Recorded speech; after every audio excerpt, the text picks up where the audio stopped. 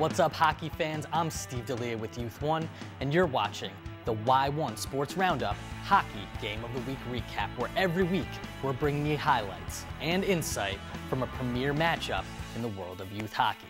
This week in our inaugural episode, we've got action from one of the best teams in the land, the New Jersey Colonial 99s, who finished second in last year's national title hunt and who were riding high off a huge victory at the Toronto Red Wings tournament, where they defeated the #1 team in North America, the Toronto Marlies, 4-1. They rolled into this weekend's matchup with the New York Saints, and whether you think the Colonials are an odds-on favorite or team out for redemption, one thing's for sure, these kids can play. And the Saints found out all about it this past weekend when the two teams locked horns at Menin Arena in Morristown, New Jersey. Let's get right into the action. Colonials forward Steve "Agro" had a huge game, starting with a goal in the waning minute of the first period off a pass by Nick Abruzzi. Kyle Jeffers followed suit with a rapid-fire goal of his own, and the Colonials were looking pretty good at the end of the first period. In the second, though, is when they really started to pour it on. The charge led by Agro, who scored 3 goals of his own in the second period alone. Abruzzi, Jeffers, and Kyle McLean each got in on the fun, lighting the lamps and taking the Colonials into the third period up 8-0.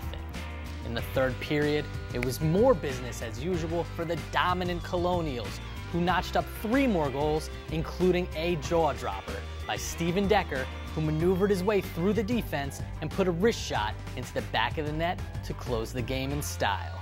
Agro finished the game with 5 goals, and goalie Tori Cobran and the Colonials defense had a stellar performance, holding the Saints scoreless on just 5 shots in an 11-0 victory. For a team like the Colonials, we'd imagine George Washington would be pretty proud. Here's what the Colonials had to say after the game.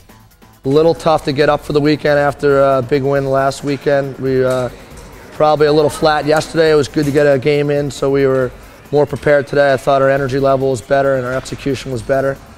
Give the Saints credit. They came out and they worked hard. They made it difficult for us in the first period, but I think we wore them down and we used our skill, and I'm happy with our effort pretty much for the whole game today. Thought the boys came out really hard. We played tough. It was really close for the first 15 minutes, but we got a few goals and we got going, and I thought we really brought it to them. You know, they played pretty hard, but you know, we just showed them how much more skill we had and how much more we wanted it. An impressive win for the Colonials for sure. Can anybody beat these guys? You tell us. Hit us up on Facebook, or if you can keep it under 140 characters, tweet us at Youth1 Media.